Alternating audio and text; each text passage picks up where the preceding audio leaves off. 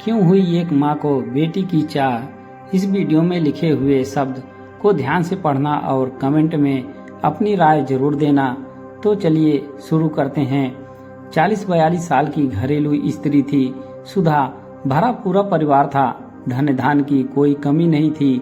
सुधा भी खुश ही थी अपने घर संसार में, लेकिन कभी कभी अचानक बेचैन हो उठती। इसका कारण वह खुद भी नहीं जानती थी। पति उससे हमेशा पूछते कि उसे क्या परेशानी है, पर वह इस बात का कोई उत्तर ना दे पाती। तीनों ही बच्चे बड़े हो गए थे।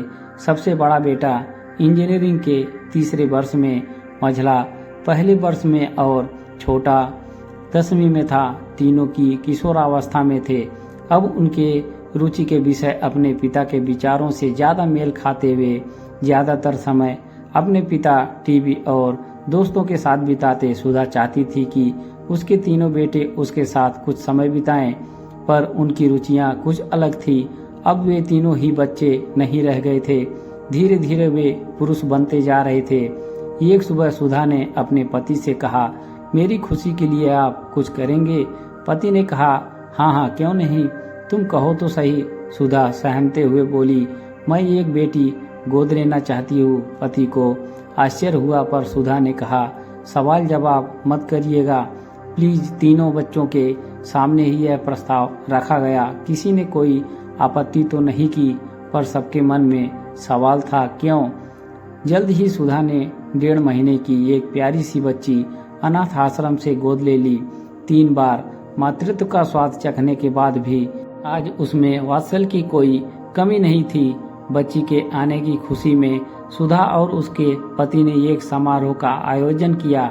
सब मेहमानों को संबोधित करते हुए सुधा बोली, मैं आज अपने परिवार और पूरे समाज के क्यों का जवाब देना चाहती हूँ। मेरे ख्याल से हर घर में एक बेटी का होना बहुत जरूरी है। बेटी के प्रेम और अकेलेपन की आर्द्रता ही घर के सभी लोगों को एक दूसरे से बांधे रखती है। 3 बेटे होने के बावजूद मैं संतुष्ट नहीं थी। मैं स्वयं की परछाई इनमें से किसी में नहीं ढूंढ पाती।